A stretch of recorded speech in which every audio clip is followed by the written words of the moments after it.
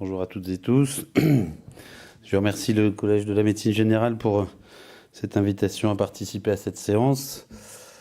Il est clair qu'SOS Médecins a inscrit comme clé de voûte de son système la visite à domicile et même sa compétence historique. Donc, c'est avec plaisir que je suis venu vous exposer un petit peu notre vision de la visite qui recoupe beaucoup de remarques qui viennent d'être faites. Donc, on va déjà commencer par... Alors, ça marche pas. Ça marche pas. Si, il veut pas. Qu'est-ce que... Tu l'as bloqué? Mais non, j'ai pas bloqué SOS. Ah, merde, t'as raison. alors, attends.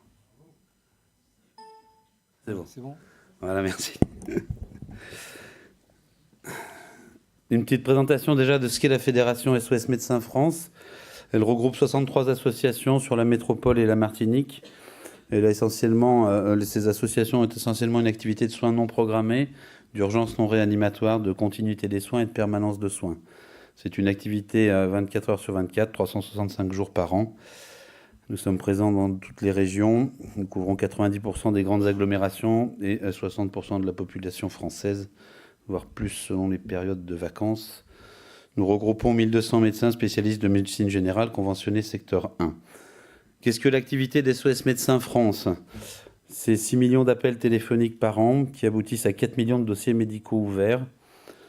Ces dossiers médicaux aboutissent, eux, à 2,5 millions de visites à domicile, 900 000 consultations dans nos centres de consultation et 700 000 conseils médicaux. L'historique a déjà été évoqué de la visite à domicile. On a vu la courbe assez impressionnante, descendante du nombre de médecins pratiquant des visites et du nombre de visites réalisées sur la courbe que nous a montré Serge. Le médecin de famille organisait ses tournées de visite de façon systématique, avec un temps passé quasi quotidien à prévoir de pouvoir se rendre au chevet de ses patients. C'était un lien social, que ce soit en milieu rural, semi-rural ou urbain. Malheureusement, l'évolution a été vers une désertion progressive de la visite à domicile pour plusieurs raisons. D'abord démographique, avec deux courbes qui se croisaient. Celle de la population, on a été longtemps l'un des pays les plus féconds d'Europe, avec une espérance de vie augmentée quasiment chaque année. Et dans le même temps, la démographie médicale était en baisse et les activités hospitalières recrutaient de plus en plus de médecins généralistes. Elles sont sociétales également. Le temps moyen passé d'un médecin généraliste à son cabinet n'est plus de 11 demi-journées en incluant le samedi matin jusqu'à midi. Et c'est bien légitime. On ne va pas parler d'un médecin qui n'est plus corvéable, mais c'est que sociétalement, les choses ont changé. Il y a également à noter la féminisation de la profession avec plus de temps partiel et deux nouvelles modalités de pratique de la médecine. Elles sont conventionnelles aussi. On a un tarif de visite qui est proche de celui de la consultation. Il n'y a pas un réel delta motivant les médecins à aller voir leurs patients en visite. Et enfin, organisationnel, optimisation du temps médical, c'est-à-dire qu'on peut voir plus de personnes en organisant comme il faut ces cabinets de consultation. Le côté aléatoire du temps passé en visite étant inconnu de tous ceux qui la pratiquent. Alors, je vais reprendre un petit peu les thèmes déjà évoqués. La visite à domicile, pourquoi ? Pour quel motif est-il préférable que le médecin se déplace au chevet du patient ? Alors, on va parler déjà des pathologies en cause qui nécessitent une expertise médicale avant toute mobilisation du patient, que ce soit un électrocardiogramme, un abdomen aigu douloureux, des troubles de conscience, des états confusionnels ou des allergies. Parce que la douleur, la gêne respiratoire, l'existence d'un vertige, d'un malaise interdit le déplacement du patient. Alors la colique néphrétique est une des pathologies les plus algiques, la colique hépatique, la crise d'asthme, les OAP ou sub-OAP, les BPCO, les vertiges périphériques. Et parce qu'un geste technique préalable est indispensable, la sédation d'un agité, une nébulisation, une injection de G30, une crise comiciale. Toujours dans le pourquoi, parce qu'on a une mobilisation du patient impossible, que ce soit de lumbago, sciatique, cruralgie ou un traumatisme, parce qu'il s'agit d'un opéré récent, sorti précocement de l'hôpital ou de la clinique. On recoupe ce qui a été évoqué du virage ambulatoire et qui est dans le plan de santé ministériel, parce qu'il y a une pathologie invalidante, les démences type Alzheimer, les séquelles d'AVC, les maladies de Parkinson, Parce qu'il y a une maladie infectieuse contagieuse pour laquelle les recommandations préconisent l'examen et le maintien à son domicile du patient. Alors ça a été évoqué, H1N1, je rajoute la rougeole, et vous verrez sur les courbes l'impact sur le nombre de visites de ces recommandations en 2009 sur H1N1 et sur l'épidémie de rougeole qui a cours en ce moment. Et puis aussi, évidemment, la nature même du motif impose le déplacement du médecin, un certificat de décès ou une hospitalisation sous contrainte, soit à la demande d'un tiers, soit à la demande d'un représentant de l'État. Dans toutes ces situations cliniques, la visite à domicile est indispensable. Elle est gage d'efficacité, elle permettra la non-hospitalisation d'emblée du patient et le transport en ambulance ou par les pompiers. Certaines études ont montré, puisqu'il y a régulièrement ce qu'on appelle des CODAMU, qui sont des comptes rendus d'activités et des validations de décisions de fonctionnement, notamment des cahiers des charges, les recours transport ambulancier sont à plus de 100% entre 2007 et 2017. Et les carences pompiers sont à plus de 25%. La carence pompier, c'est quand il n'y a pas d'ambulance privée capable de transporter le malade et que le SAMU déclenche les pompiers. C'est un coût d'au moins 2 500 €. Donc voir un malade chez lui et éviter une hospitalisation parce qu'on a pu voir que la mamie qui s'affolait ou avait une infection urinaire, ou enfin tout le monde sait ça chez les personnes âgées, ou une rétention aiguë d'urine et qu'un sondage a permis au patient de s'apaiser et de se trouver bien mieux et bien capable de rester chez lui. Donc elle est source d'économie de santé. Je rappelle aussi la prescription médicale de ce transport, elle a un coût et le coût moyen de passage aux urgences est environ 200 € les 6 premières heures, c'est la Cour des comptes qui le dit. Donc l'efficience de la visite à domicile montre ses preuves. Alors pour qui ? On reviendra au moment des conclusions. Quels sont les types de patients qui nécessitent le passage d'un médecin à domicile ? Alors on essaye, nous, toujours de ventiler, d'être exhaustif, mais il y en a toujours qu'on oublie. Il y en a qui ont déjà été cités. Les parents seuls avec enfants en bas âge ou ne pouvant se déplacer. Là, c'est un caractère social d'accès aux soins. Nous avons des associations qui ont des paiements CMU, ACS ou AME dépassant 45% de leurs paiements. Donc, on a un vrai rôle social en se rendant chez des gens qui n'ont pas de moyens de transport. Et pour les écarts de tarifs dérisoires en permanence de soins, il y a 3,50 € d'écart entre une consultation dans un point fixe et une visite à domicile. Ça vaut le coup d'aller solutionner ça au domicile sans déclencher de moyens de transport. Également pour les personnes âgées ne pouvant se déplacer, on a longtemps parlé du 3e âge, le 4e âge est désormais acquis, alors que ce soit à domicile ou en EHPAD. Les HAD également, et puis les patients en fin de vie ou relevant de soins palliatifs.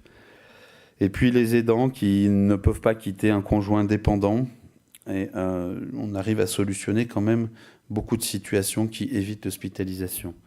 Il y a également les patients défavorisés ou vivant en foyer d'accueil, en lien avec les centres communaux et d'action sociale. SOS Médecins France a signé une convention avec l'Union nationale des centres communaux et d'action sociale dans un système gagnant-gagnant où nous pouvons prêter assistance médicale à cette population en risque de précarité. Et on sait que derrière, il y aura un suivi et des mises en place et un étayage des aides. Et puis, bien sûr, les foyers d'aide sociale à l'enfance pour les nourrissons et les foyers socio-éducatifs, certains établissements scolaires et certains internats. Et puis, nous intervenons aussi en milieu carcéral, que ce soit au sein de maisons d'arrêt, de centres pénitentiaires, d'établissements pour mineurs, de centres de rétention administrative. Et également les personnes en garde à vue dans les commissariats ou gendarmeries. Et les CRA, je viens de les citer. Donc, qu'est-ce que c'est examiner une personne en garde à vue ? Normalement, le gardé à vue peut bénéficier d'un passage ou d'un avis médical dans les 3 heures. Alors, dans plein d'endroits où aucun médecin ne peut aller au commissariat ou à la gendarmerie, c'est un équipage de police qui emmène le patient aux urgences. Ce sont des patients pas forcément faciles lorsqu'ils sont aux urgences et qui attendent d'être vus aux urgences. Alors, généralement, ils ont des fils, des coupes-fils où ils sont vus rapidement, mais ça mobilise quand même un équipage de police 2 à 3 heures. Et quand on parle de coût de société, il faut aussi impacter ça. C'est-à-dire que vous avez 3 policiers qui ne peuvent pas remplir leur mission d'assistance à la population pendant 3 à 4 heures parce que la loi demande un avis médical à une personne placée en garde à vue dans les 3 heures. Sinon, le dossier saute. Donc, quand il y a 3 mois d'enquête et qu'une procédure est rendue caduque par le non-passage du médecin, je vous parle encore là d'autres coûts. Voilà. Alors, dans toutes ces situations, la visite à domicile est socialement indispensable. Elle maintient un lien social. Elle permet l'accès aux soins à certaines catégories de patients. N'oublions pas que, j'en reparlerai tout à l'heure, hein, le médecin traitant est le coordonnateur des soins, mais il y a beaucoup de patients qui n'ont plus accès à des médecins traitants, soit parce qu'ils partent en retraite, soit parce que mutation ou délocalisation, ils ne retrouvent pas de médecin traitant dans leur nouveau lieu de vie. Elle permet d'apprécier les conditions de vie, la précarité du logement, voire l'insalubrité. Alors Serge l'a évoqué aussi. Le syndrome de Diogène, c'est quelque chose qui est un petit peu pas une spécialité, mais quelque chose qu'on se raconte volontiers entre nous. Et ça a été évoqué. La visite à domicile permet de se rendre compte qui sont vraiment les patients que l'on soigne. Parce que entre une personne qui va... Un Diogène, c'est ce qu'on appelle le syndrome des accumulateurs, la silogomanie. C'est-à-dire qu'il va continuer à aller travailler, il sera habillé, il ne se sentira pas mauvais, il ne sera pas sale. Mais chez lui, il accumule, alors il peut accumuler tout. Et parfois, on arrive chez eux et on a un labyrinthe pour avoir accès à une pièce, à une cuisine. Et ce patient, quand il fait un hygroma du coude surinfecté et qu'il commence à avoir des ganglions axillaires, on l'hospitalise. Quelqu'un qui a des liens sociaux normaux, qui a un parent qui vit avec lui, il aura un traitement adapté antibiotique, on ne l'hospitalisera pas. Mais par contre, de connaître les conditions de vie et les éventuelles précarités de certains patients améliore la prise en charge et le service médical rendu auprès du patient. Ça permet également de déceler des pathologies liées à l'habitat. Tous les médecins des SOS Médecins sont équipés de détecteurs de monoxyde de carbone et tous les ans, nos détecteurs sonnent et tous les ans, nous prenons les pompiers et nous faisons évacuer un immeuble ou une habitation et après avec le protocole oxygène aux urgences.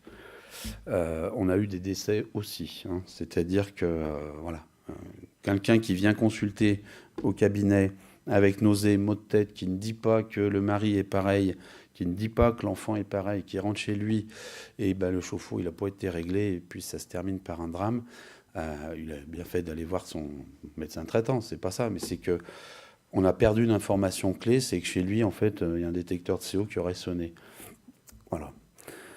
Donc ça permet aussi, bien sûr, à des personnes âgées d'éviter la déstabilisation du haut transfert en urgence. Tout le monde comprendra que dans une EHPAD, quand on peut prendre en charge soit une suture, soit une poussée d'insuffisance cardiaque, soit une nébulisation, soit une mise en route de perfusion, soit un sondage, et que ça évite ambulance, hôpital, outre les coûts, c'est un malade qui va passer de 4 à 10 heures sur un brancard, et il faut moins de 2h30 pour qu'un escar débute chez des patients pas trop épais. Et puis surtout, c'est que sur le plan cognitif, ils sont complètement perdus. Donc c'est une réelle valeur ajoutée. Quelques données chiffrées. Vous voyez ici l'activité de 2007 à 2017 en visite de l'ensemble des associations des SOS Médecins France.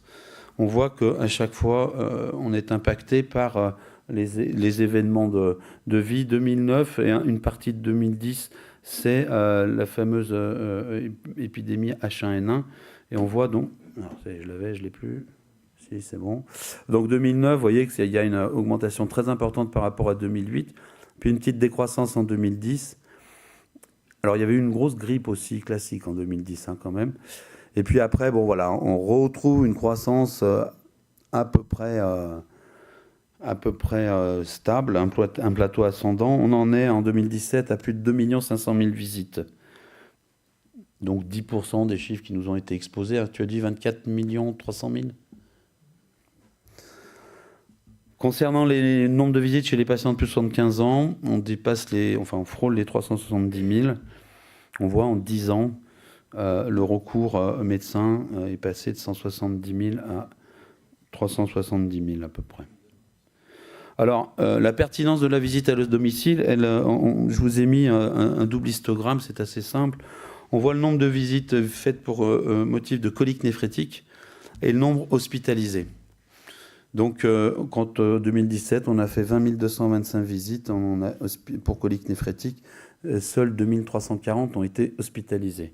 C'est-à-dire que partout où un médecin peut aller au chevet du patient pour inventorier un état clinique aigu, on se rend compte que la colique néphrétique étant évidemment à traiter avec énormément de prudence avec tous les faux amis qu'on connaît, que ce soit des dissections d'artères rénales, d'anévrisme ou de subocclusion ou autre. Mais néanmoins, sans avoir plus de cas qu'ailleurs, on se rend compte quand même que dans plus de 80% des cas, on peut les traiter à domicile, prévoir en ambulatoire des examens complémentaires de type échographie, ou alors les réaliser nous-mêmes, puisque nous pratiquons des échoscopies au lit du malade. Et on a évidemment beaucoup d'élimination diagnostique. Si le rein n'est pas dilaté, que l'urtère n'est pas dilatée, que le patient est apyrétique et que l'artère rénale et abdominale est en bon état, eh bien on sait que ce patient n'a pas grand risque. Mais ça montre la pertinence de la visite, et je vous rappelle le facteur économique, c'est-à-dire que partout où un médecin peut aller au chevet du patient, on a mais c'est bon. On a une grande utilité à son passage. Évidemment, la pertinence épidémiologique de nos données chiffrées. SOS Médecins France, depuis 2005, est partenaire initialement de l'Institut de veille sanitaire, devenu Santé publique France avec les fusions avec EPRUS et INPES. Nous transmettons tous les jours tous nos motifs et nos diagnostics, et ça nous permet de suivre certaines pathologies. Alors, on voit bien ici, vous le voyez bien, donc le gros pic d'épidémie de rougeole de 2011. Et puis là, on a donc jusque fin février, on voit 2018, ça remonte un peu, mais on est en fait capable d'être très précis. C'est-à-dire que là, on voit de mars 2015 à février tous les mois, on voit bien qu'on a une évolution assez en plateau avec quelques dents de scie. Et là, on voit qu'il se passe quelque chose là, depuis décembre 2017. Alors là, le 101, c'est le nombre de cas au 28 février. Donc on peut, et ça a une pertinence aussi, de faire remonter ces données sanitaires, on peut suivre et même anticiper certains phénomènes de santé publique. C'est bon. Les données chiffrées, pour résumer, donc 2 500 000 visites, 14,5% sont liés aux patients de plus de 75 ans. À noter 18 696 décès, l'exemple des coliques néphrétiques que je vous ai expliqué, et les hospitalisations sous contrainte à plus de 5 000. Conclusion. L'analyse de la justification et de l'intérêt de la visite à domicile en fonction de critères pourquoi ou pour qui est assez théorique, car les deux interrogations sont également généralement confondues. La visite à domicile se justifie autant par la nature des pathologies prises en charge et des déplacements du médecin que par l'intérêt du patient d'éviter ainsi un déplacement douloureux ou difficile, voire impossible. Cela évite des transferts à l'hôpital ou en clinique et permet le maintien à domicile et est un facteur d'économie de santé. Il faut donc la protéger. Il y a une réelle complémentarité avec la médecine de cabinet. C'est une optimisation de la prise en charge globale du patient. On optimise le service médical rendu. Le médecin traitant reste le pivot de la nouvelle convention, mais les médecins généralistes intervenant en complémentarité des médecins traitants doivent être considérés comme tels et non ignorés dans les textes et conventions. Je reprends ce qui a été dit, si on ne valorise pas la visite à domicile, si on ne la rend pas attractive, il y a un intérêt intellectuel, un intérêt clinique, mais il faut que les institutions montrent une réelle reconnaissance à la pratique de cette visite. C'est pour ça qu'un même accès aux cotations en visite en fonction des pathologies, la suture, l'urgence, les visites longues, pour tous les médecins traitants ou non. Je terminerai par cette petite remarque qui a fait grand bruit en fin d'année dernière. Il faut la faciliter en facilitant le stationnement. Je ne vous rappelle pas les prix exorbitants qui sont demandés aux médecins, 400 à 800 € par an pour pouvoir utiliser la voirie et aller soigner les gens à leur cabinet. Je vous remercie de votre attention.